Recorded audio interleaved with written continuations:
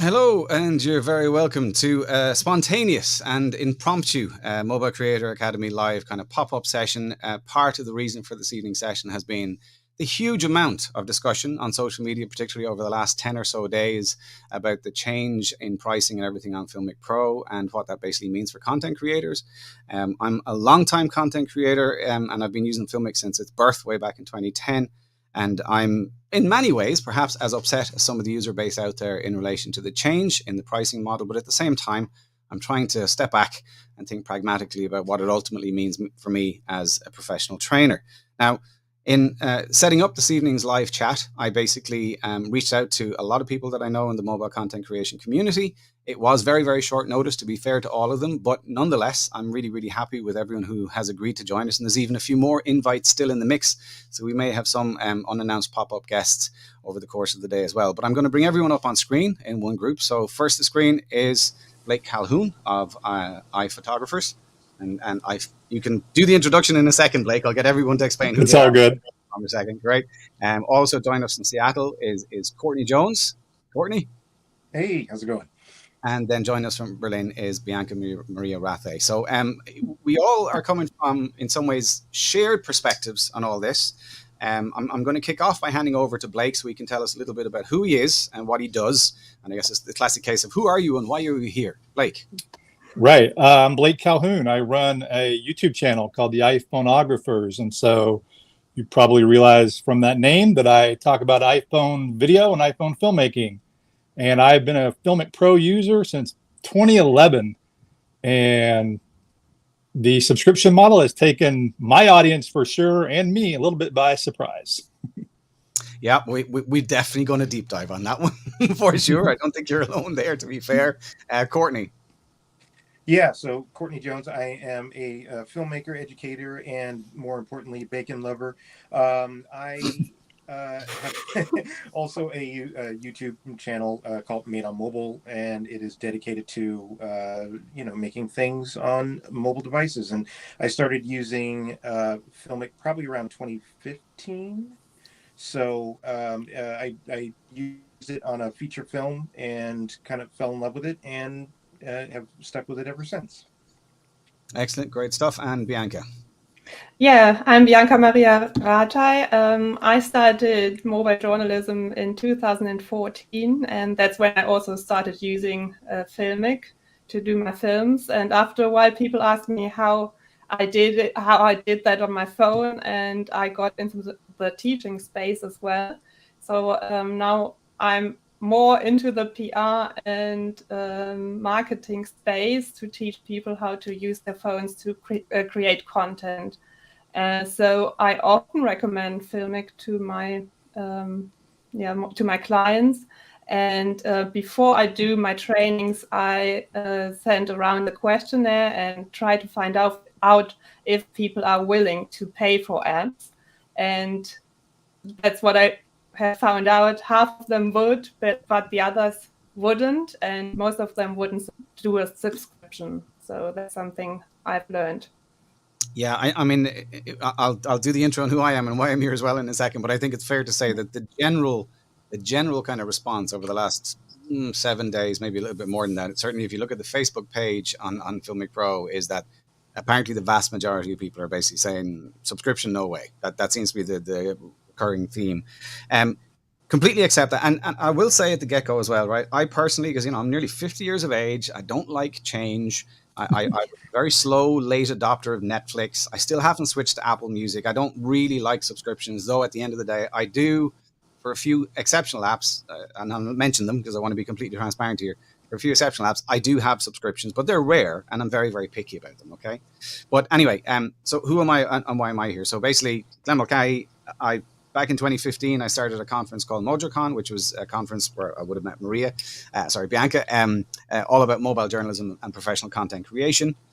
I want to be completely upfront and say with you, like I've had 20 years in broadcast, so my background is very much TV centric and that kind of high level professional production. But nonetheless, I've very much, I think, in the last 10 years been an advocate for mobile production. And in many ways, my living now, because I left my role in RT about nearly 4 years ago now. My job basically my living is made from teaching people just like Bianca to basically shoot and edit on their phones. And can I also say, just right up the front, because I fully expect that someone at some stage in the comments will probably weigh in on this and call it out. So let me just say at the very, very beginning, I've known the team in Filmic Pro from 2015. To be fair to them, Neil Barham turned up in Dublin at the very, very first conference, and I met him in person for the very first time. Like I said, I've been with the app since the very, very start. I was basically, I shared on Twitter in the last couple of days, the first video that I published back in 2011 when I was using Filmic Pro as part of a workflow. And that's before I ever knew any of the guys, basically to make some content. So like, I am genuinely a long-term user. I have a paid app. It's not a freebie or anything like that. But I also want to be clear. So 3 years ago, as the COVID thing kicked in and everything else as well, the conference that I run was cancelled. And I did reach out to both Filmic Pro and to the team in LumaTouch and say, there's not going to be any events for the next while. Maybe we should work together and do some sort of an online event. And again, for full transparency, I was paid to present that particular gig. I can't remember how many shows it was, maybe 8 or 10 shows. And actually, as it happens, that's actually where I met Blake for the first time. That's also where I met Courtney for the first time. So I want to be completely upfront about that and say it. However, to also be clear, I'm not on the payroll from Filmic.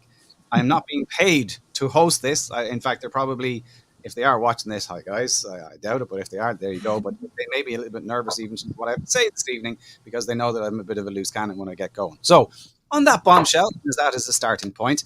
I guess the first thing to sort of say is some people may have joined in tonight and basically are sitting there kind of going, what the hell is the whole buzz? Like, what happened? Why is everyone so upset? What the hell is going on? So would anyone like to paraphrase, without using swear language, because that's what I'm inclined to do, what exactly has happened in the last 2 weeks that has basically caused this epic response? Blake, can I throw to you for that? We should probably let Blake do that then. Yeah, because, okay, to be clear, he did an epic YouTube video called, like, is this the end of Filmic Pro /RIP? And I think that one also got a lot of tongues wagging. So go on, Blake, explain it. Yeah, I did that because I actually didn't hear about it, and I heard about it on Twitter. And because someone said it on Twitter, I went to update my app and I saw that new terms of service, and I was like, that's weird. And so I let it sit for a day or two. And then I was like, I got to make a video. And so I made a video, and my video was talking about what they're doing. And at that point, it wasn't set in stone that they were going to do a subscription. It is now, evidently. And so what they're doing and what I thought about it, and really the way they're presenting it is the weekly price, which is insane to me, the price they're asking anyway, like $5 a week, which would be $250 a year. Now, granted, those are test prices, but that's what they're putting out there. And there are people that have been subscribing for $3 a week, and I think that's too expensive. That's neither here nor there. So I opined in the video that I'm not against subscribing, because I'm a longtime Filmic Pro user, and I really, if you watch my YouTube channel, and I also have a course about Filmic Pro, I'm a huge proponent of Filmic Pro. And to me, it's my favorite app, probably my most used app on my phone. And I said that I would actually be open to subscribing at a reasonable price. That's the main point. Now, I would say in my YouTube comments, this is not anything scientific. I've just gone through them. 95% are very against the subscription, and that's putting it nicely. And so what I said, though, is, you come up with a price that's like maybe a yearly price or a monthly price that's like $3 a month or $30 a year. Then you're talking more in reality. It's hard for me, even as someone who is a big time user of Filmic Pro, to warrant $100 a year. And to put that, the other point I was going to say too in my video, what I fear is, again, I am a guy who uses this and makes a living with Filmic Pro on YouTube, and I use it in my corporate work and done some indie film work. Imagine the guys that are casual users that didn't convert to using it. They will never touch the app again at a subscription. And that's what I'm afraid of. And again, on my comments, which is like up to 600 comments, I think, which is pretty big for my videos. It's got like 20 or 25,000 views, I think, at this point. There's been a reaction. The good news for Filmic is there are people that are passionate about it. The bad news is a lot of them are deleting the app. There was a graph posted, I think, on their Facebook page earlier today. I didn't get a chance to screen grab it, actually, but someone had basically done analysis in the last 2 weeks of downloads on the App Store. I think that was the trend that was shown, and it literally showed the downloads just go off a cliff. So that, yeah. I mean, certainly if that's what that represents, and I'm going to put a caveat and say I'm looking at that secondhand, and there was a bit of abstract about it, but nonetheless, if that's what it was, that's a pretty scary kind of But let me just say one other thing, and then I'll throw it back to you guys. And I mentioned this, and I should say that I know, like you, Glenn, I know the Filmic Pro guys too. I am not on their payroll. I get blamed being on their payroll all the time, like I'm a shill. I've never been paid by Filmic Pro. They don't pay. They don't do sponsored videos or anything like that. I've tried to get them to pay me, but they won't. They don't do it. Anyway,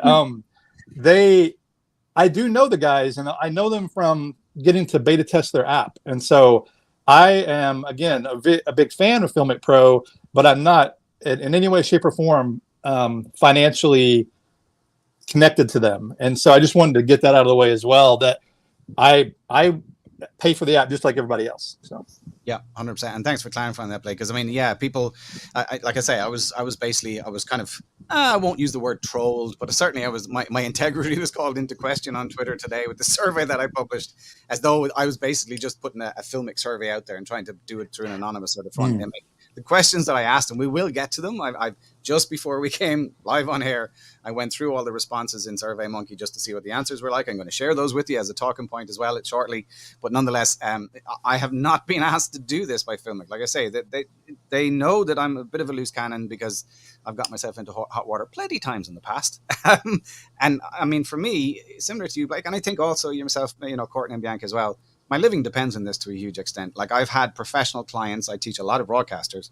I've had professional clients basically PMing me going like, now what? Hangry face. And it's like, I see where you're coming from. For me, all I'm going to say as a parting shot is there is still an awful lot of ambiguity. And I think an awful lot of it, if people sort of preempted what the outcomes may be, assuming that it was very, very clear. But I mean, I have a whole series of screenshots I want to share with you here. This is not going to be a really sort of forensic go through of it, but nonetheless, these are important talking points, because in the last couple of days, I think they have pretty much clarified their position on it. Like, I mean, as you just said a second ago, Blake, they have said pretty much explicitly that version 7, when it comes, whenever that will be, presumably sometime this year, because the new iPhone is later this week, that it is going to be a subscription. Like, that seems to be a fait accompli. And it's a fait accompli, I think, very much on the back of their acquisition, which I'll talk about in a minute. But first, I want to do the tour of the tableau as well on people's initial feeling on it. So, Courtney, similar to Blake, you're a professional filmmaker and a power user in every sense of the app. What's your take on things? Well, the one word that I can sum up my feelings about this whole thing is conflicted. Like you said, I'm a power user, like we all are. I am part of the vocal minority, I suppose. This is something that is part of the kit. As a matter of fact, as I was telling Glenn earlier, I got rid of my DSLR and anything that had to deal with all that stuff. So I'm fully on board with mobile filmmaking, as the shirt applies, right? I mean, it's made on mobile, but I'm really conflicted about subscription software. I don't particularly care for it, but I tolerate it to a level. For example, like many of us, we use LumaFusion, that's a one-time thing. But when we are on a computer, several of us probably use different apps, and one of the apps that you may use would be Adobe Premiere, which is subscription-based software, right? I've switched over to DaVinci Resolve, but I still keep my subscription because I do use one piece of the Creative Cloud, which is Adobe After Effects, because I'm not really that great with node-based compositing. So I still have a subscription. If it wasn't for that one piece of software, I would probably have jettisoned it, a while ago. I use it because I have to. Filmic, I still believe, is pound for pound the best video capture software or app rather that you can use on your phone. Pound for pound. That's my belief. So it's all going to come down to how much, like the weekly thing, I think is, quite frankly, I think is ridiculous. I've never heard of it unless it was something where it's like, okay, I've got a gig for 2 days. I will get it for a week and use it. and that let that be that, and not use it again for the rest of the year. As long as you can start the subscription and end the subscription easily, that's one thing.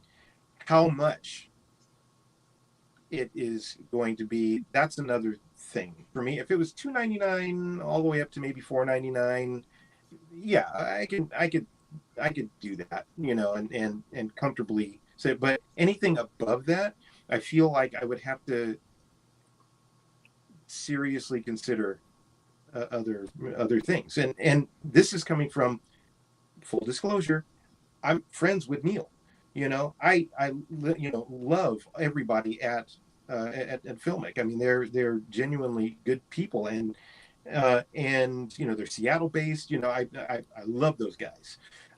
Same with the folks over at Luma Touch. I love them to death.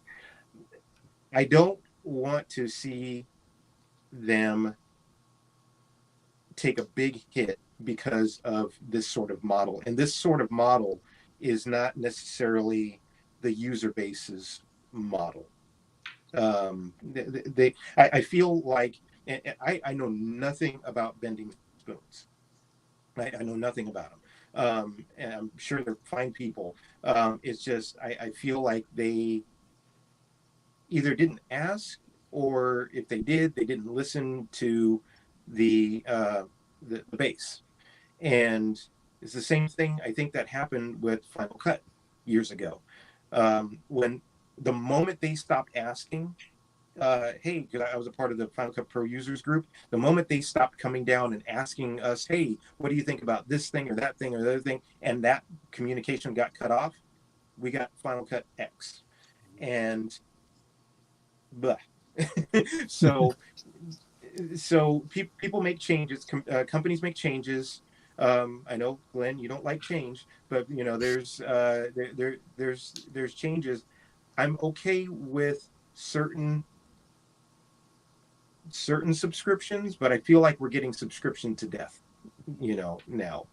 Like I honestly have lost track of how many subscription, apps and software and platforms and things that I have, and that's a problem. But that's not a Filmic Pro specific problem. That is just a general problem. I think you raise a really no, not at all. But I think you raised one really important point that perhaps is not being out there in the narrative that much. Which is the thing about a subscription is that you're not locked in. Like you do your one-off purchase, you pay your $15 or more in some cases, and then whether you use it or not, you're still committed to your €15. Whereas, guess with the new model, we still don't know the actual finished prices. We will get to that as a point in a second, and we'll come to you, Bianca. Sorry, but I mean, with the subscription, you can switch it off. You don't have to commit for the year. You could just decide I'm going to take a monthly subscription. I do agree, by the way, weekly thing.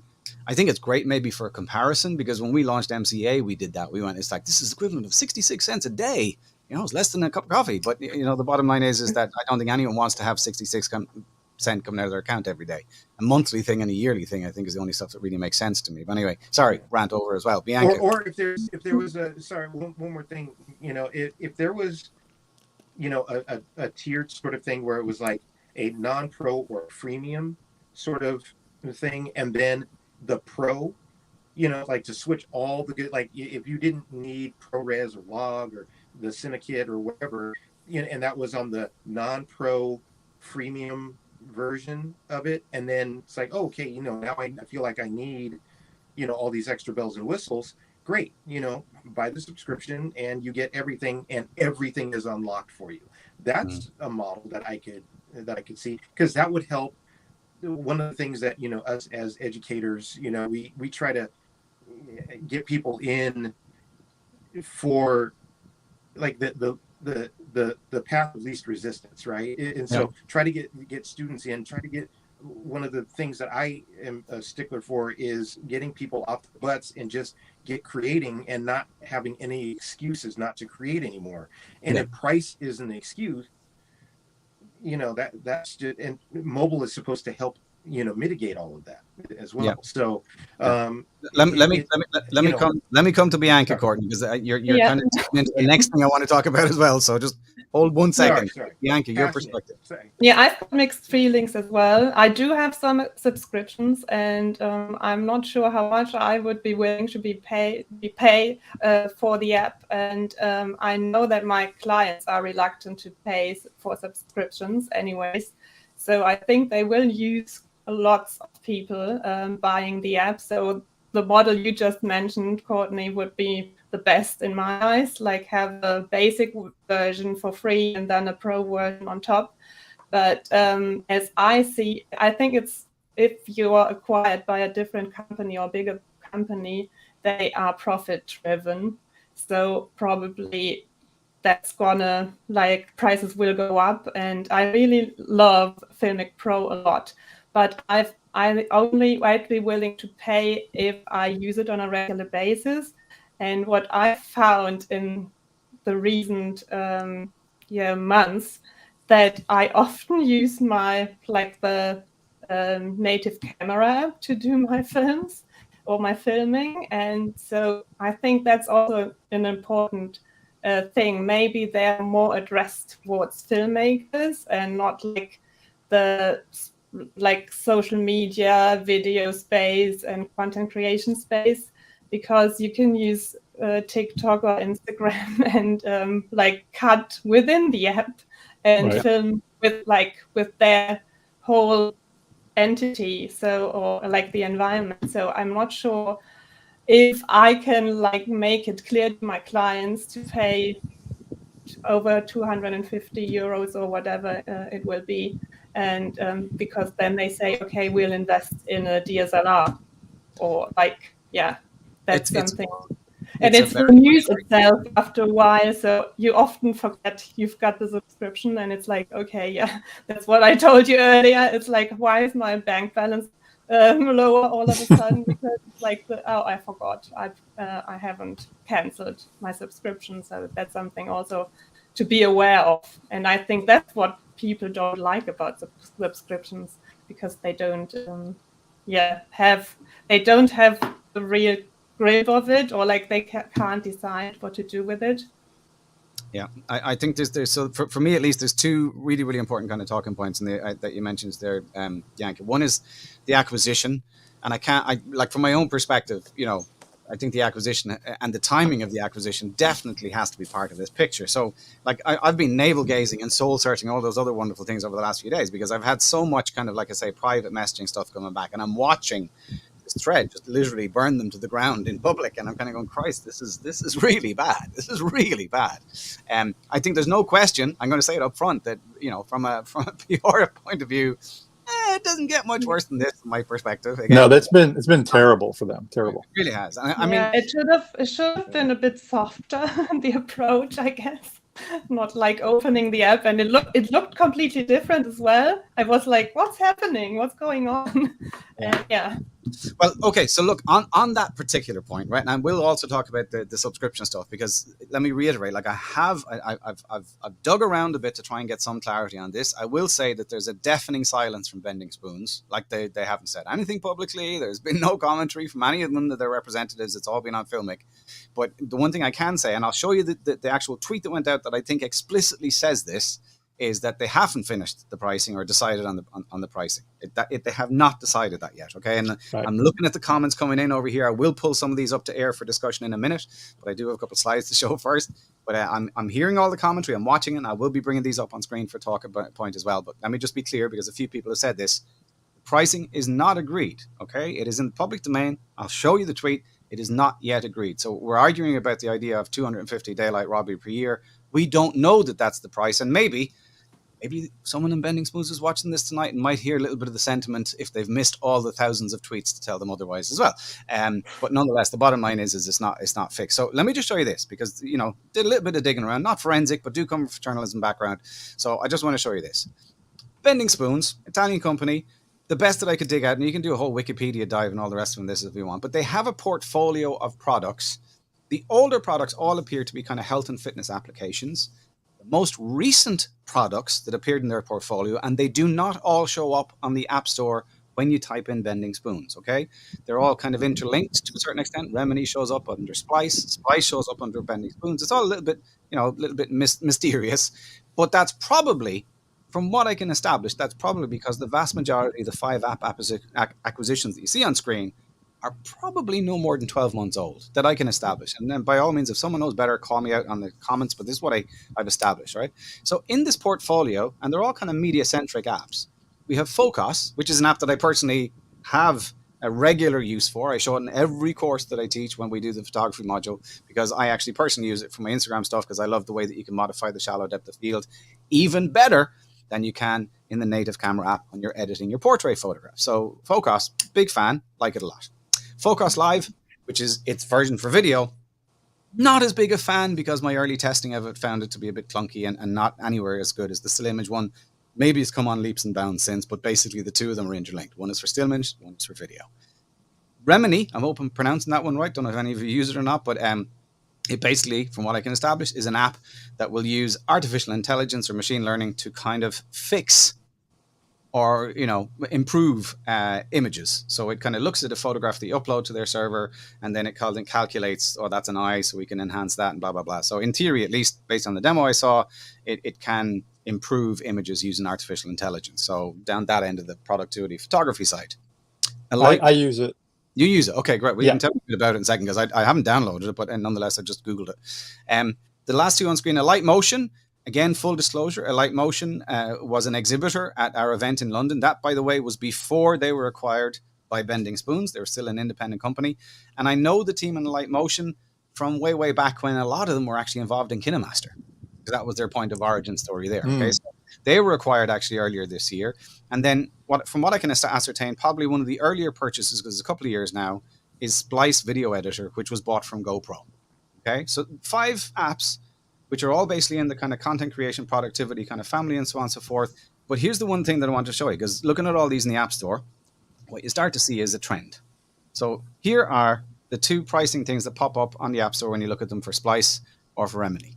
Okay, so we have weekly trial with free, yearly with free, monthly, and it's just, I don't know, it looks like fairy dust to a certain extent, because it's really confusing, period. So you know, like, so this, I asked a couple of people in the community about this. I was kind of going, I'm looking at these going, this makes no sense. Look at Remini, Pro Weekly, $2.99, 99 cents, $4.99. Like, if you got all those options, you're like, duh, I'm going to take the cheapest one. What the hell are the other ones even there for? But someone said to me, when you go to the App Store tracks the price changes on an app over a period of time. So when you look at something like this, what you're actually seeing is the fluctuations right in the price of the app in the App Store, not necessarily the current price. I think that's an important takeaway, because to a certain extent, and I'll get to that point in a minute, you're going to see that exact same trend on some of the other apps as well. Look at it again. Pro Weekly, variations in price up and down. Okay.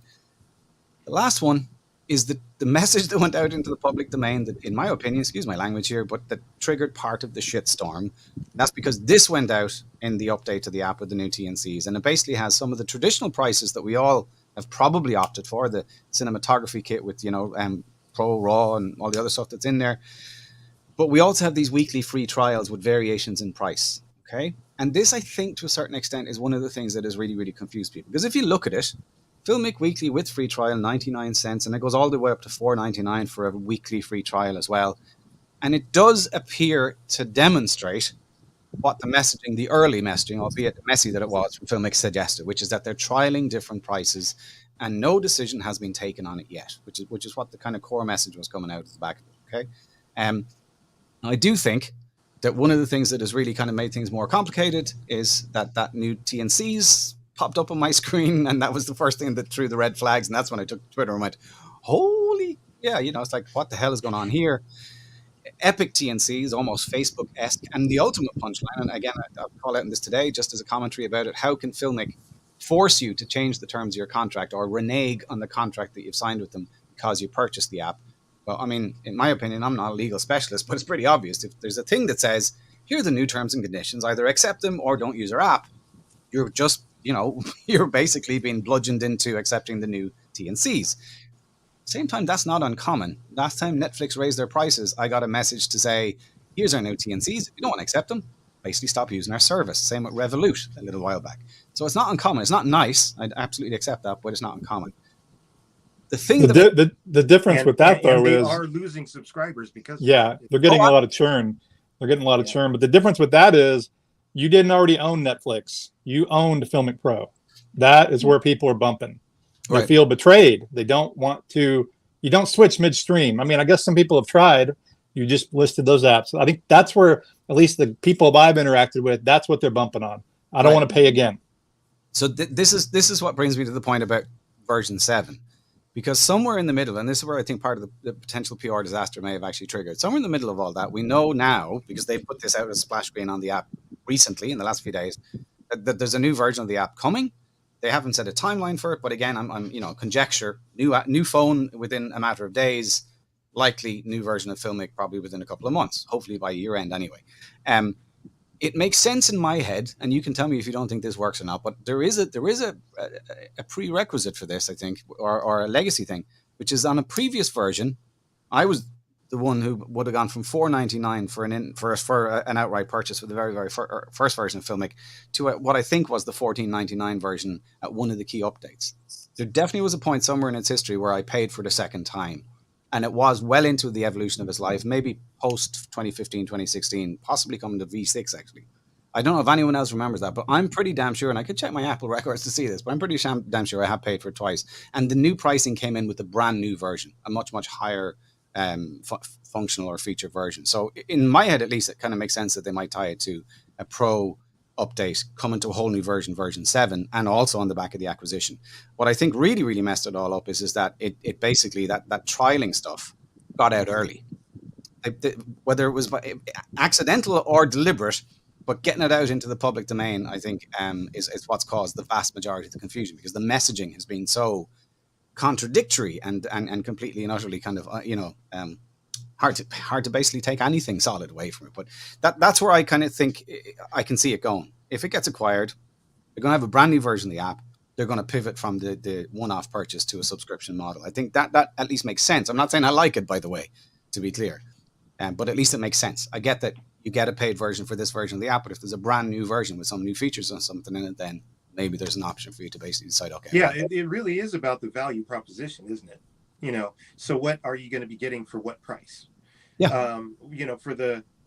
If you bought everything that that Filmic has to offer right now, the look packs, the syndicate, and all that kind of stuff, it's a great value compared to buying a full camera. Buying a camera. It's a great value. If going back to if it's going to be $250 a year, is that worth whatever updates are gonna come, on top of the new camera that you're gonna have to probably get, the new phone that you're probably gonna have to get, just because, I mean, we know the new phone's coming, and we know that there's going to be new functionality, but what is the value proposition for this? If it's going to stay the same, if it's going to be the same stuff that we've gotten, which is great, we all love it, we wouldn't be here talking about it if we didn't love it, but if I'm going to pay $4.99 a month, I want everything. I want it all. Okay. Unlock everything. So yeah, well, I mean, there hasn't been, to be, again, I sound like I'm just defending them, but I mean, as someone who has paid for the app legitimately and has bought all the bloody in-app purchase things that are available on it as well, I probably don't use the vast majority of the in-app purchases, to be blunt, but nonetheless, I like to have them. But I'm still sort of saying I'm just going to put a number in, and this is again what I got absolutely gutted for on social media earlier today, because I just sort of said top of my head stuff. I'm going to pick prices. I didn't even go to 250, Courtney, what you just said. I had 200 a year, 150 a year, 100 a year, 50 a year, or 25 a year, and even still at 25 years, getting people pushing back on it should be free. It's like, okay, I hear you. But nonetheless, it does take me to the questionnaire that I put out earlier and some of that feedback. Now, before we dive into that, there's a lot of commentary coming in, quite a bit of it predictable, some from very, very familiar faces. I'm happy to bring up on screen with those who aren't as familiar to us as well. I'll bring some of these up. So Daniel Jackson basically is a series of comments. I'm going to put them all up in order. Some apps take your cash and run, but when there's active development that Filmic does, I wasn't surprised a subscription model is on the table. Second post that he said, as I feel the issue here is that the new owner is seeing the value of the app, but not its value within a community. The PR problem of changing models with not very much respect. That really puts it pretty bloody succinctly. And recommendations of the app from that community is why it became so good, and they weren't ready. And they didn't really have a costing. They didn't explore the increasing one-off charge. And crucially, if you want to go subscription, incentivize your existing users to recommend. Well, I think, look, Daniel, I think we're all on the same page with you there. I definitely think this could have been better managed, to put it very politely.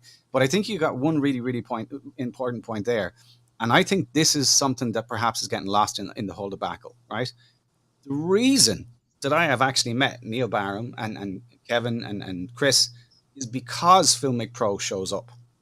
At events like the ones that I've run, these guys have traveled from Seattle. They've set up a booth, which I grossly underpriced, I realize in hindsight, but that's another story. And they basically, they demo the app and they listen to people. They hear the gripes along with the feature suggestions. They have ownership and they are there to talk to you about what the issues are. And I mean, for me, I know an awful lot of the other apps out there because probably just like you guys, I've spent thousands of euros on apps over the years, and a lot of them just get downloaded, tried, and binned because I just don't like it for whatever reason. Yeah. But one thing that sets Filmic apart, I know you said, Courtney, that you feel that it's the best camera app out there, and I would agree because it has such a very, very, very high level of professional features. Coming from a broadcast background, having sold it into broadcast, that's one thing that has. But the second thing is not just the technology. The second thing is the ownership, the fact that the guys have a bloody good support system and that they will answer you. They will come out and they will basically say, I hear you. That's a fair point. We messed up there. I mean, they have done this stuff in the past. It's not like, they're perfect. None of us are. But I think that's a key thing. And I think to a certain extent, there's been frustration because people have not basically been getting the answers they're looking for. Bianca, you want to come in on it? Yeah, they've always been willing to talk to us as well and ask us what issues we had with the app, and they addressed it immediately. So I just want to second what you said. It's like the support system and also the communication was really great between all of us. I really like that. Yeah, and for me, that has a value way beyond whatever we're paying on our one-off purchase because absolutely. Courtney, you said that you have your subscriptions to Adobe, and Adobe have involved in my event in the past, but it took me 5 years to find the one person in Adobe who could make a decision to come to the actual event. It's when you're talking about the community. So the filmmaking community, and I'm just going to lump everybody, the Mojos and all the people into the filmmaking community. So I apologize for doing that, but just to simplify, Neil is a part of that community. He is a filmmaker. When he creates an app like this, it is coming from a filmmaker's perspective. So rather than other companies where they're just like, oh, there's a hole, let's fill it, and be damned whatever functionality people want, just put all the other things that everybody else has in it, and just that's not being in touch with the community. Mm-hmm. Neil gets it. I mean, they have a film festival, and they all of that kind of stuff. So it's and again, I don't know anything about bending spoons. I'm sure, again, that they're lovely people. They don't have to be of the community, but I feel like they should listen to the community. But then, how many times has a company done that? It's like, well, once it gets to a certain level, the bigger the company, the less that you can really interact. Right. That would be my experience too. Yeah, you do have to manage your expectations as to what is going to happen from this point forward, right? I am hoping that they do watch this, see the posts on social media, and say, oh, okay, well, maybe here's a better model. Maybe they will land on something that is, a happy medium. But we know that this is coming. It's like, I'm a user. I like you, Glenn. I bought that software. I didn't, I didn't ask them for the software. I bought that software, and I do it again. Just because I love it. So I have a bit of brand loyalty, I would say. I have loyalty in terms of like them, being, I consider Neil a friend. I don't want to see them go the way of some other apps. And here's the other thing: Filmic, the company Filmic, may not have a choice in all of this pricing stuff. So I They know a lot of don't. They people are don't. angle. They're not. They're catching a lot of the heat, but it's not them. Blake, what you're coming in that saying they don't. Go on. What's your take? I just, based on a little bit of research, like you said you did. I mean, nothing on the record really from anybody. Just bending spoons is controlling the financial aspects of Filmic Pro going forward. Right. That's what I've heard through the grapevine. And so that's not to say Filmic Pro can't influence things and such, but Filmic Pro, the way I understand it, is they are developing the app, but they're not selling the app anymore. They're not doing the marketing. They're doing the feature request, the engineering, the mythic stallion. He's doing his magic. Hey, I wanted to throw in one thing though. If you recall, when they first launched First Light, their photo app, they went subscription. They did. They pulled that back. They stopped because there was such outrage. Yeah. Outrage may be the wrong word, but people, my guess would be outrage is one thing, but people probably weren't buying it or downloading it. They look at the numbers and they're like, And so I think they went to a in-app purchase model, that kind of thing. Yeah, but I mean, again, I'm looking at the commentary. I'm going to put some of these up on screen. These are not altogether pleasant, to be fair, but nonetheless, they're worth putting out. This is what people are saying basically on the YouTube channel. Change is okay, but what they're doing is robbery. Can I just counter that by simply saying we still don't know what the final price is? So it might be a little bit preemptive to basically call it robbery. What if it's less than the purchase price? Version 7. It's going to be an update that you might have to buy or subscribe to. What if the subscription is left in the purchase? We don't know. So, it's going to be subscription though, 100% for sure. And a lot of people are against subscription no matter what. That is a good point. Yeah, I'll get to that there because are people that are vehemently opposed to subscriptions at all. So, and I understand that to a certain extent, Yeah. So again, more of the similar kind of commentary there. Look at Bending Spoon's subscription with that, while claiming they're still working on it. That's actually still true, though, Nick. If you want to do the homework, I've showed you a couple of the actual screen grabs that I've showed.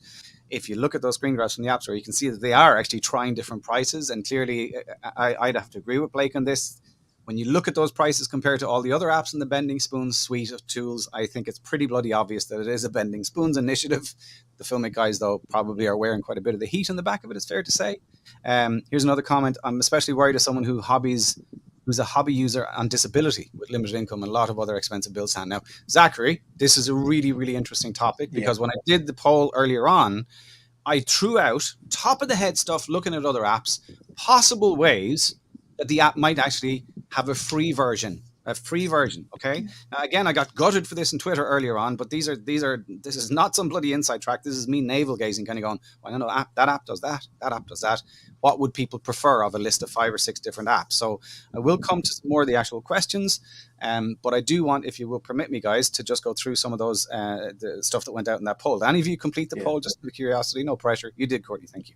You're one of about 40 or 50 people that did, but no, that's okay too. It's there is a lot of whataboutism, or what ifisms that are going on right now. So, we'll see. Yeah. But well, I mean, here's the survey. We'll discuss. Here's the survey, right? And again, by all means, vilify me on the questions, but these are my questions, and this is like top of the head stuff for me. So, it was a SurveyMonkey survey. I did modify it and respond to one particular guy who I should probably name check because he got quite heated in the commentary. His name was Charles Baker, who apparently was in Breaking Bad. So there you go. Anyway, small tidbit of news. Oh man, I know Charles. Do you? There you go. See, the small Texas guy. World. There you go. Yeah. Well, Charles and myself have had quite a few public exchanges on Twitter. If you'd care to peruse, Blake. Okay. It all comes down to this survey. And here's basically the questions that I asked. Okay, so full transparency. Question number 1 was very simple. Are you a Filmic Pro user? Because I was interested to see how many people would want to weigh in this, even though they're not even using the app. Maybe they're possible future users and decided against it because. So the vast majority of people, oddly enough, of the 52 people that answered, only one was a non-user that decided to complete the survey. The second one, a little bit more interesting. How long have you been a Filmic user? And this one was a bit of a revelation to me. The possible answers in here were a new user, over a year, 2 years, 3 years, 4 years, 5 years plus, or since the very beginning, around 2010. And this was a bit of a revelation to me again. 51 people answered this, one skipped. The vast majority of people, you can see it right there, were over 5 years plus. The next biggest ratio, 19%, were people from the very, very beginning.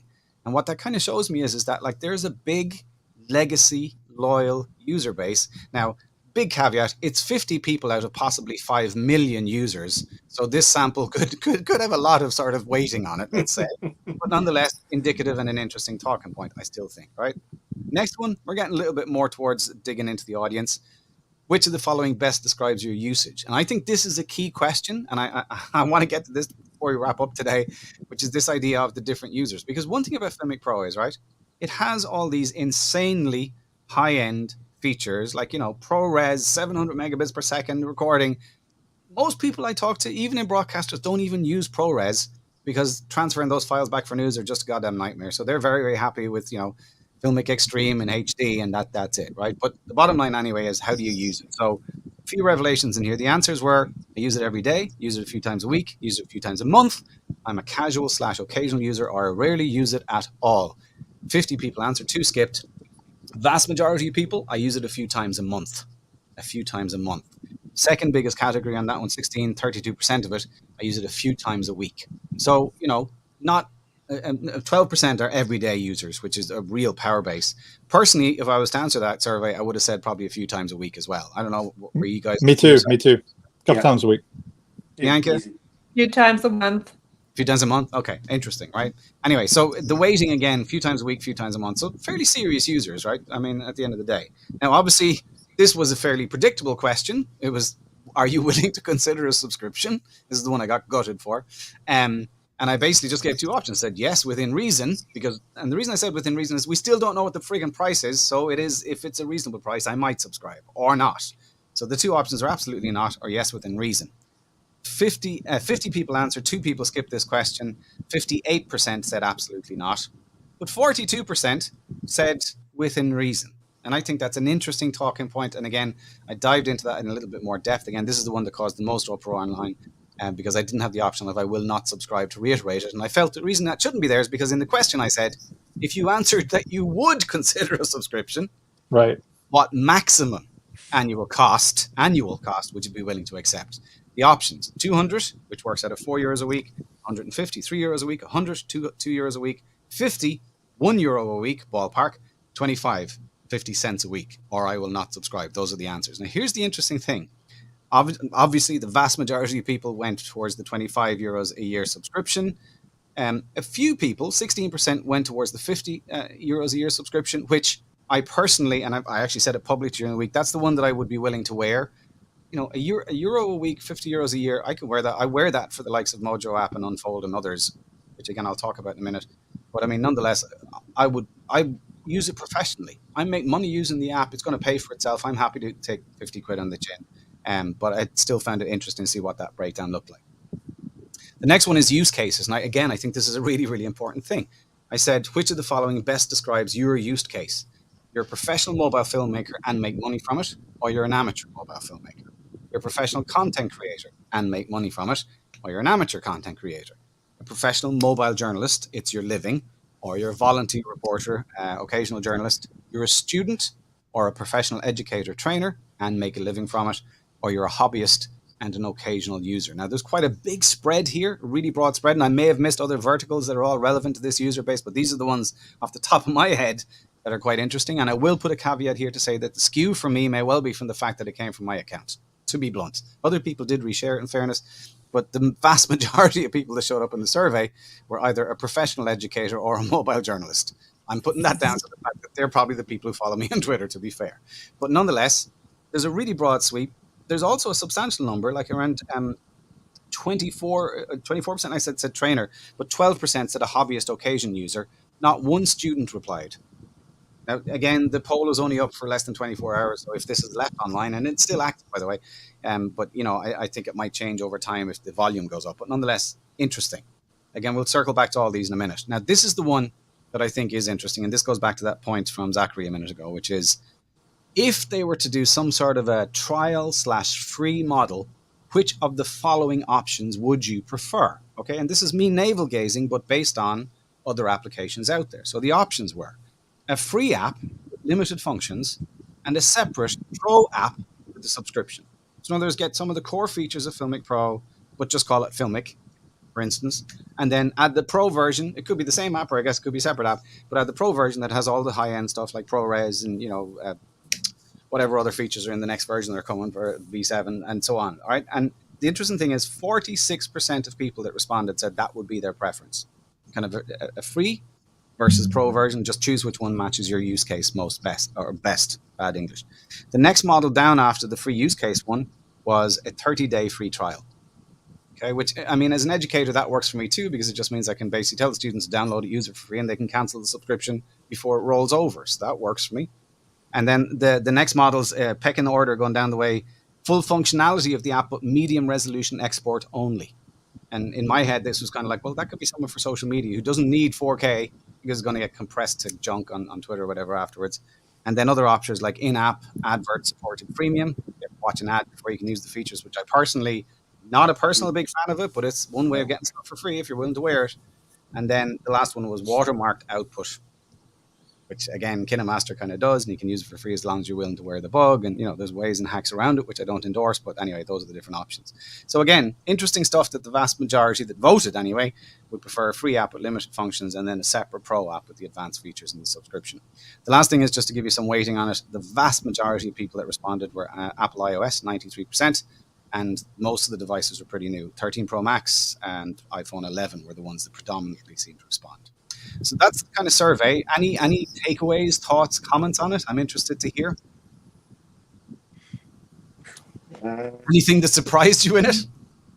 I would say what you said. The users are really the biggest differentiator. Like on my YouTube channel and my Twitter feed, for instance, I think as a general statement, most of my followers are indie filmmakers, and they don't want to pay for anything because they're just broke indie filmmakers. Yeah. I'm way exaggerating a little bit. I mean, I'm being hyperbolic a little bit, but not too far from the truth.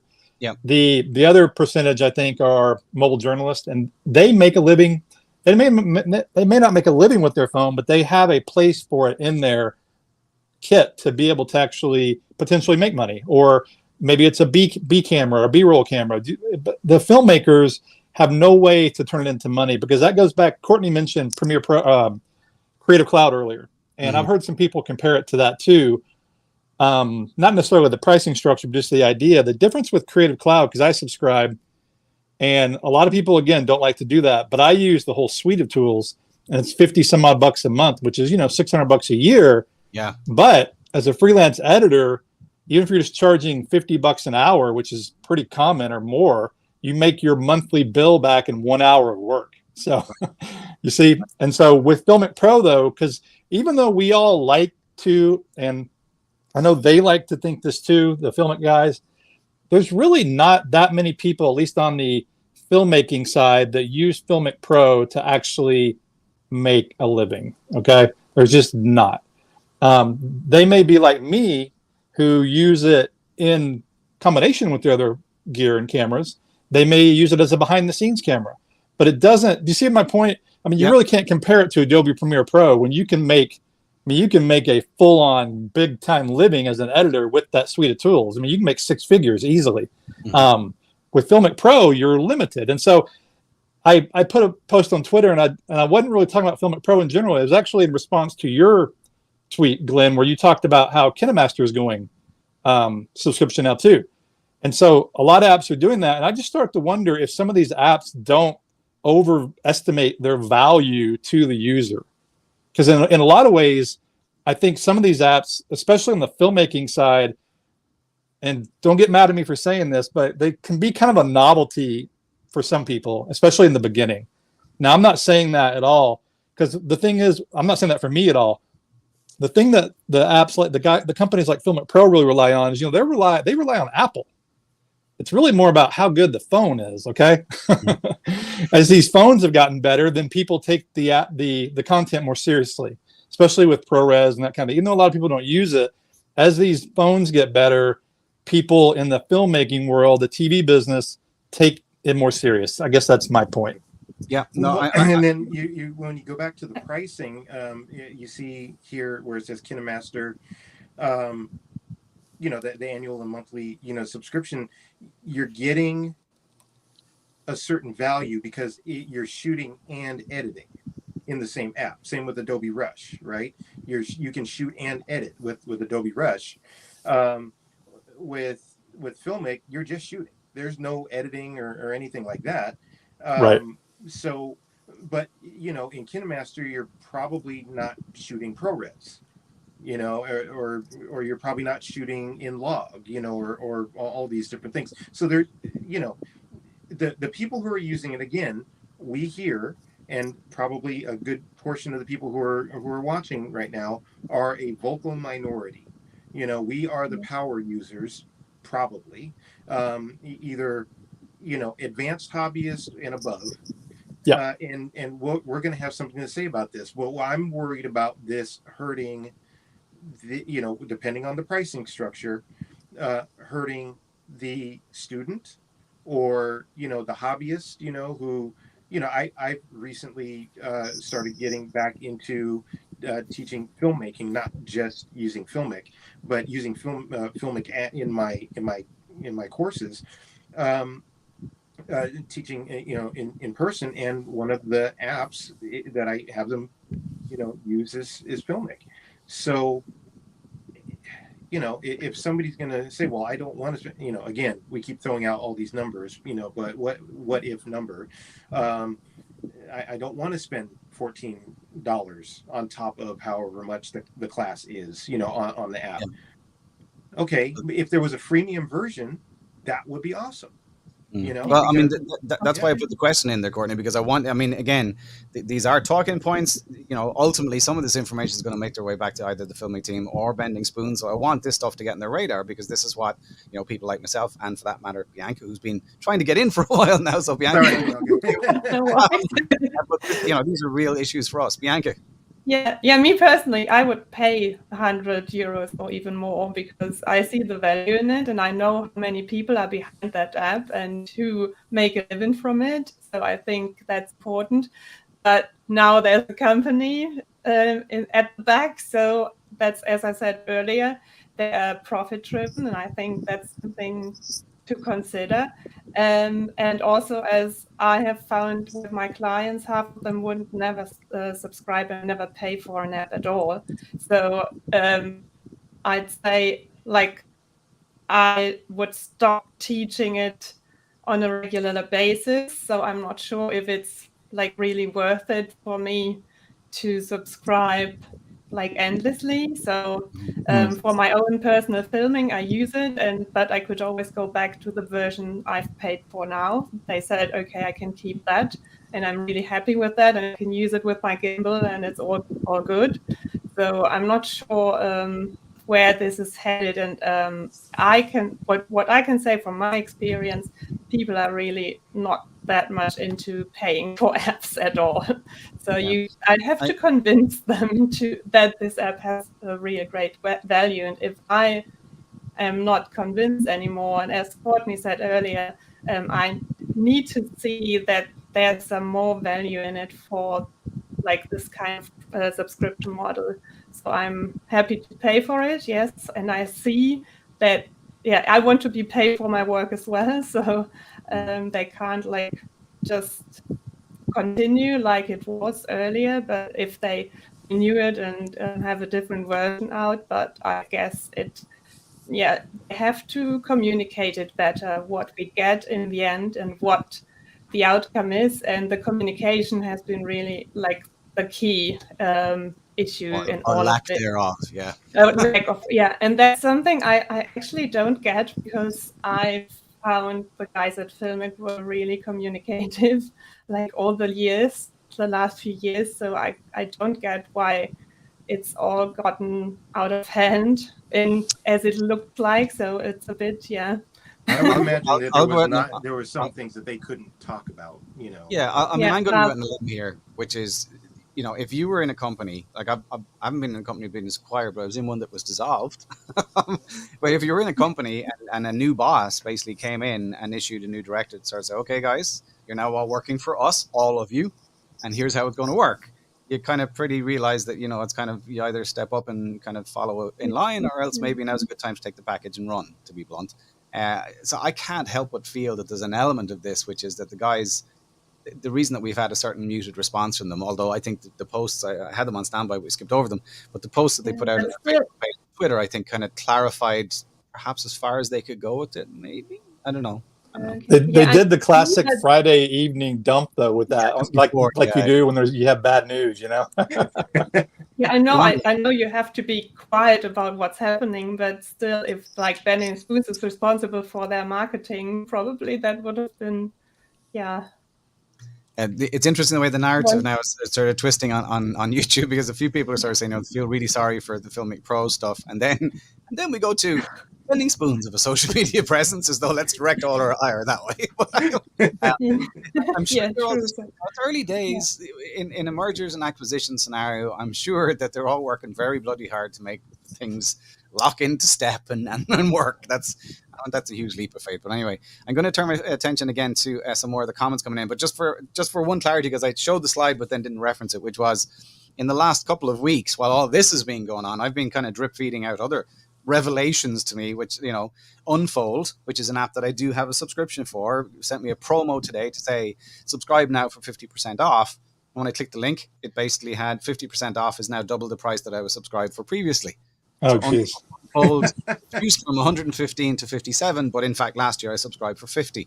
So that was a revelation. Equally, just yesterday I was teaching a course. I haven't actually launched KineMaster in quite a while, because I usually teach LumaFusion, as most people might know, and it popped up with this upgrade to version 6 now.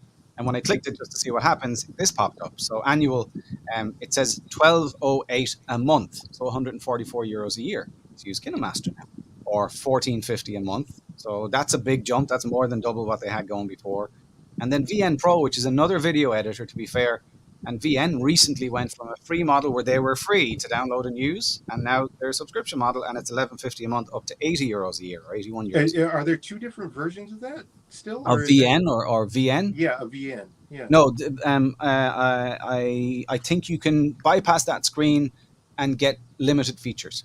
So similar to one of the questions that I asked in the survey, this is one where you can have got a skinned down version of the app if you use it for free. If you want to unlock the super duper features, you have to take the subscription, which is not uncommon across them, to be fair. In fact, to be fair to KineMaster, and Twan Spears corrected me on this on Twitter yesterday, you can also bypass this and get the watermark, which is the way the previous version of the app used to use if you were willing to wear the watermark. I will come back to the questions. I just had this one thing I had again up on screen briefly, but didn't get to address, which is the idea of the different possible verticals or people who are users of the app. And again, that was a question I put into the Q&A to sort of get some sense, but there's a very, very mixed. But I think, Blake, you put your finger on it exactly, which is that the amount of the user base, and I hear numbers between 5 million and 10 million downloads, and I can't get any visibility on the actual user base numbers. But let's just take the low number, which is 5 million users, okay? Of the user base, the amount of people that actually perhaps require ProRes, require 10-bit and log V3 and all those really high-end features that are unique to Filmic, it's probably a very small percentage of the total user base, I'm guessing. So these are, again, those same verticals that showed up in that survey. Now, they were led by my answers, by the way, so it wasn't people saying, oh, I am A. I was just giving you a selection of different options. But ultimately, they kind of, from my perspective, break into these kind of core verticals. Maybe some more, but these are the big ones, I think. Even if they had 5 million downloads, you wonder how many are active, how many active users. It's got to be considerably less than that. Yeah, absolutely. I mean, I think that'd be true of most apps, to be fair. I don't absolutely. I'm not saying that to a Filmic Pro. I'm just saying in general, because like you said earlier, I can't tell you how many. I've got hundreds of apps on my phone. I need to clean this out. Same. And I download them, I play with them for a couple of weeks, and then I forget about them, Even if I even spend $1 or $2 on them, it's like, oh.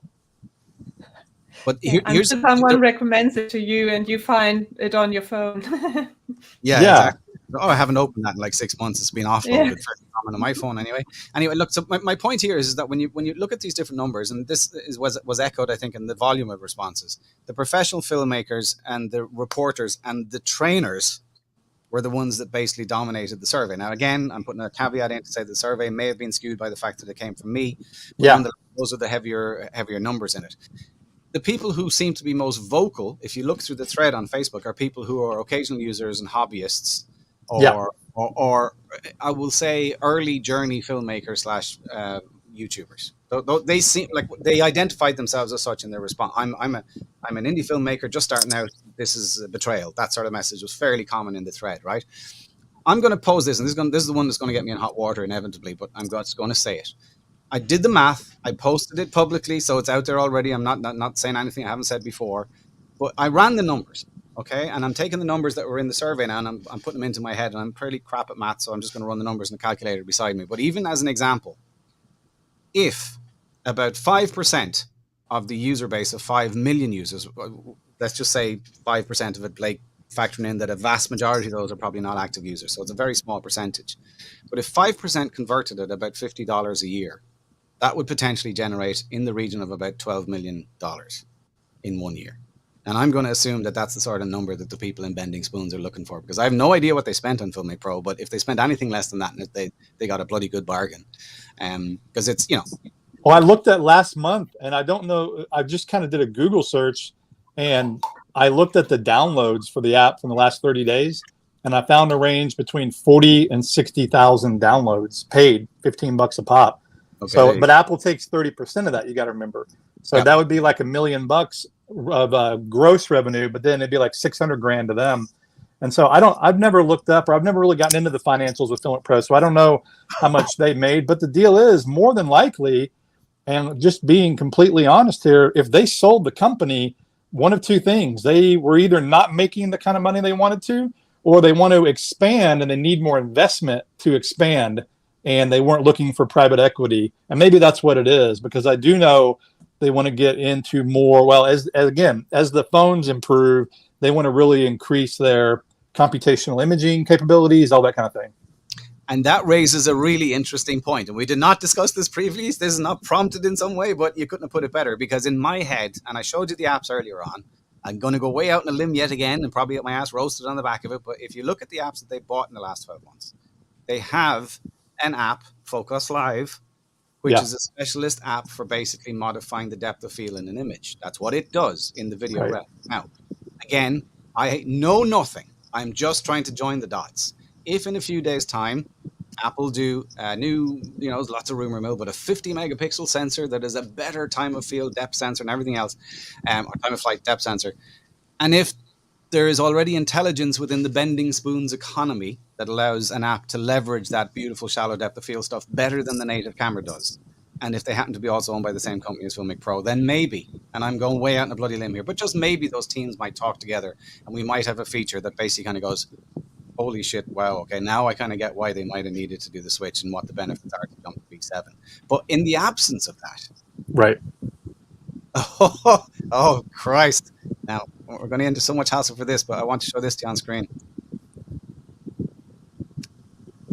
Christopher Cohen. That, guys, is the CTO of Filmic Pro, who, by the way, if you're unemployed tomorrow, Chris, please come and talk to me. Go and join the dots. Well, okay, well, read into that as you will. Right. But you know what I mean? Maybe there's something ahead of us that we just don't know. And I mean, there's some part of me that's kind of going, a huge part of this has been a kind of a bit of a knee-jerk reaction, I kind of think, honestly. And there's no question that has been in response to the fact that the messaging has been so badly mixed up. Like, it is really, it'll be a case study taught in marketing courses for a long time into the future. But nonetheless... Well, I agree. I was just going to say, Courtney mentioned Final Cut Pro 10 earlier, and I'm not really comparing those necessarily because they didn't go to a subscription. However, they screwed up that launch so bad. Everybody I knew at the time was a Final Cut 10 user. I mean, Final Cut Pro 7 user. Everybody, because I used to be an Avid guy. Then I went to Final Cut, and they destroyed it. And then I became a Premiere Pro guy. And it took now Final Cut has come back around, and a lot of people like it. It took 10 years. It took 10 years for it to really, and even now though, it's still not accepted like it was. Used to, you could go to production houses and they would use Final Cut. Now it's Premiere and Avid, pretty much. Tons of freelancers use Final Cut and YouTubers. And so I just hope DaVinci is, well, and DaVinci's DaVinci's always been used, but more on the color grading side. It's slowly getting into the editing and visual effects side. But I'm not saying that's going to happen to Filmic, but the point is that their PR disaster did not help things. Yeah. Well, I think that's the great thing is that your PR is one thing, but the app is still great. Absolutely. So that's the given, right? We've still got a great app, even moving forward, even if they, and like Glenn said, I know nothing, but if they change the interface, if they, put different buttons and bells and whistles in, or whatever, the app, in theory, knock on wood, is not going to get worse from here. So it's only going to get better, and that's cool. I'm on board with all of that.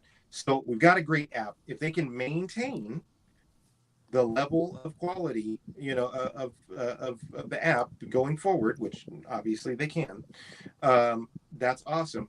But what is coming next, Chris? I presume Chris cannot say anything more than join the dots at this stage. Yeah, I know he can't. Nonetheless, it's food for thought.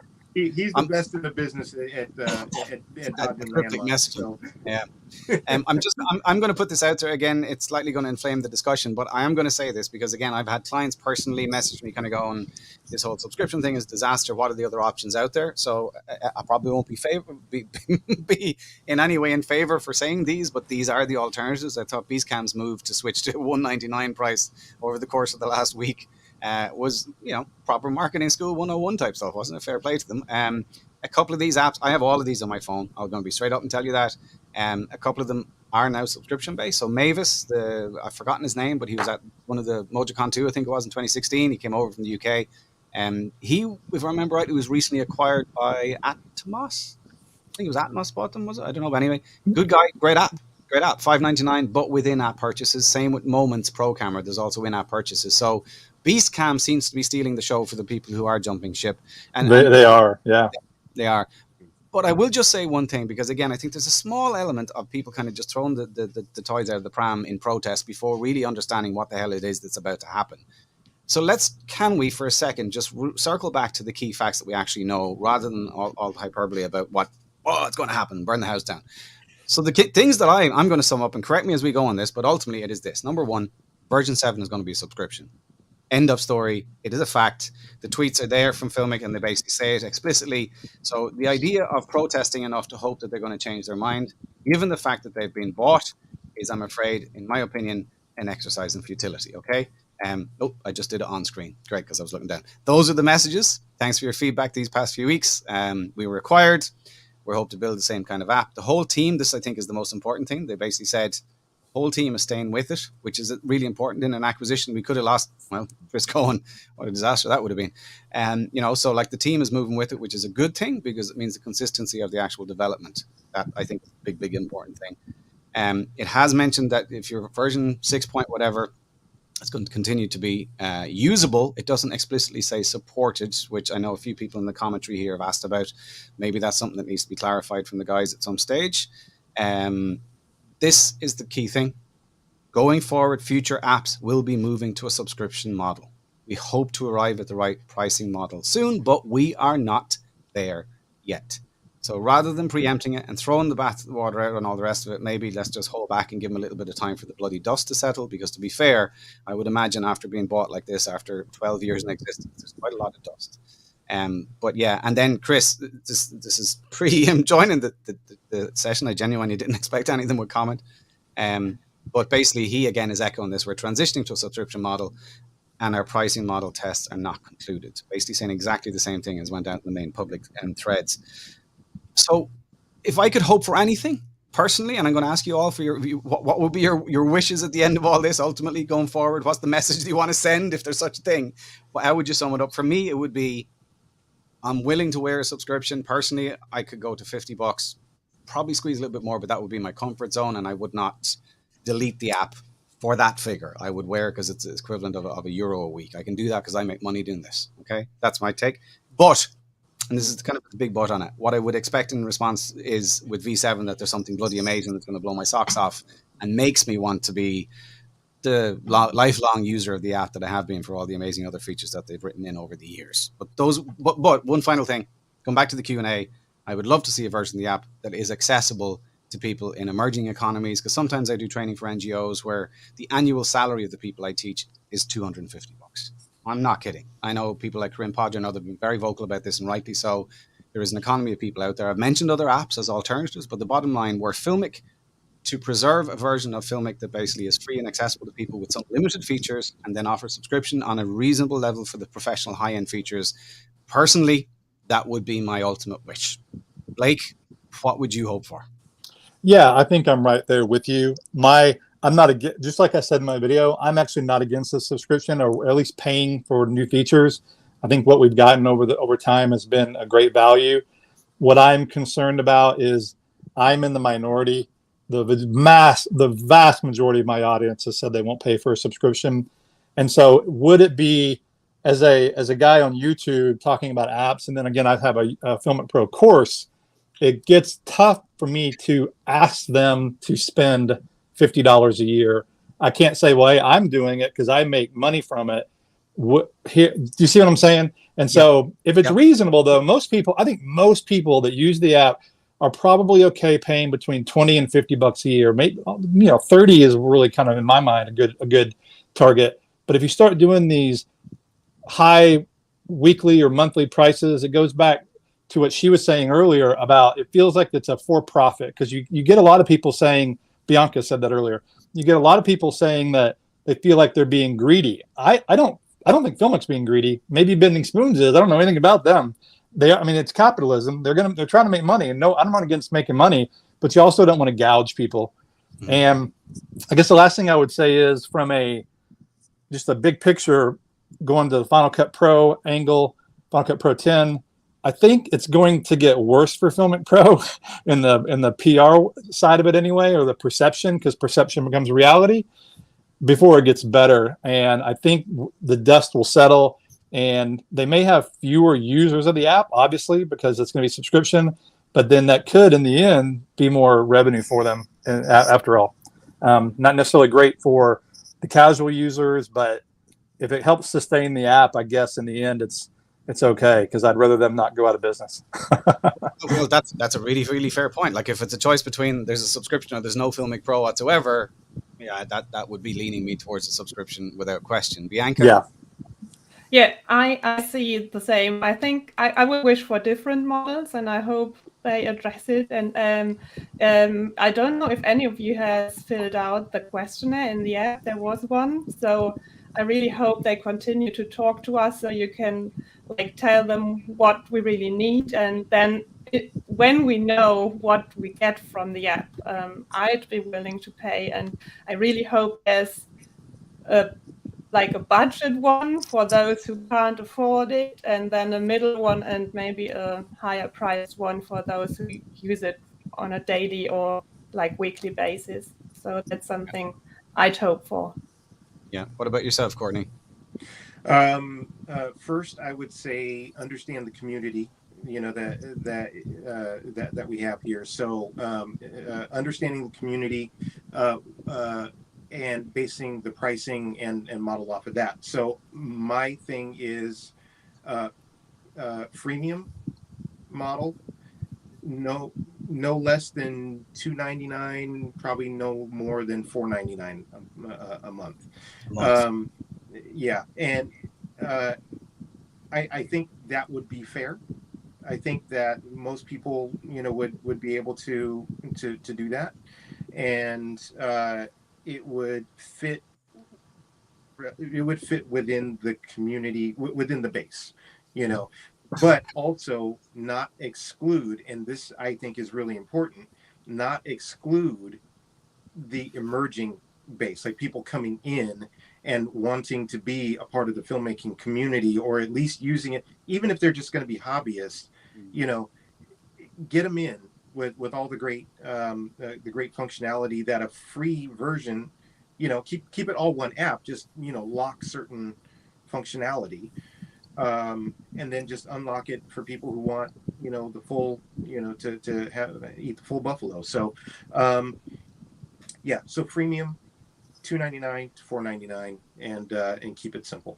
That's the other thing. Keep it simple, because right now there's so much confusion with all those different tiers and stuff. Yeah. I think the App Store, though, again, to reiterate it, I think that model thing and the way the App Store tracks the pricing is definitely throwing fuel on the fire, to be fair. I'm going to take the last couple of comments, guys, because we've gone over an hour. I just realized we're an hour 20 on now, so I will wrap shortly. But just there's a load of comments that have come in on the YouTube channel. I've only gotten to a fraction of them, to be fair. So thank you to everyone who participated and chipped in on it. Some of them ended up just having conversation with each other in the chat because I didn't take it into the stream, so I apologize.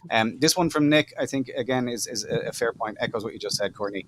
A freemium model, the software is effectively written. It's not like they have to rebuild the actual app. It's just skin it back effectively, and Bending Spoons can potentially still earn with the scaled down version. I'm a fan of that. I'm not going to speak out of turn when I say all the way back. I don't think I'm breaking any NDAs or anything. All the way back in 2017, Filmic rocked up to Galway to one of my events with a prototype of a secondary app just for mobile journalists. It never made reality because I guess someone somewhere did the math and kind of what this could cannibalize the big market and maybe not worth it. But now, if it's a case of give the audience what they ask for to echo people versus have them migrate to another app, I'm being inclined to sort of say maybe listen to what they're saying and give them what they're asking for. This is a really good one from Matthias. Matthias, by the way, has been a past speaker at Moja Fest as well, so I do know him. He says, in Latin America, it's very hard to pay in dollars, so it's not the same reality for the rest of us. In other words, this is what I kind of said a minute ago, which is, we're not one planet, and the GDP in different countries is so vastly different to Ireland, to Germany, to the US, whatever, that, there are people out there who genuinely can't even afford $2.99 a month. And I think one thing I am aware of, I don't know if any of you come across this, is that in the App Store, you can do, the way there's different app stores for every country, you can do kind of geolocated pricing. I think this is something that Corinne Podger did tweet about recently. It's going to have to do that. Yeah, I think that makes perfect sense, Matthias, and I would hope that certainly is something that they would factor in, that in economies where the GDP is lower, pricing reflects the economic situation. And a couple of last thoughts, a few people just saying, as a casual user, I'll never pay for a subscription. 100% hear you and absolutely get it. Premium. Again, premium. Yeah, that's one option. I have someone from Nico, someone saying, any thoughts on motion cam can record DNG? I've never heard of it, Nico. I'm sorry, to be perfectly honest. But I just noticed earlier on, he also mentioned that a few times, so perhaps that's a bit spammy, sorry. And then Matthew's still watching, he just sort of says, yeah, that can work great, and you can basically kind of count me in on helping on that one. So look, if there's takeaways from this, a few things, and I'm going to speak straight to Luca, who is the CEO of Bending Spoons, who didn't accept my friend request on LinkedIn. I'll take the person. Luca, you have bought, I'm speaking straight to you, sir, you have bought probably, Heineken-esque, you've bought probably the best goddamn camera app that there is on the App Store, bar none. It has the greatest share of users for any video camera app that is out there. That is a community of people who are both established and professional filmmakers. But beyond that, there's a huge community of people who are just starting out in their career and they're relying on their mobile phone to get their foot on the ladder. Please do not ostracize them for the sake of a few bucks of profit. There's room for everybody in this market, and I really hope that you're listening. So on that little bit of a bombshell, I'm going to wrap it up and thank all of you for joining the chat this evening.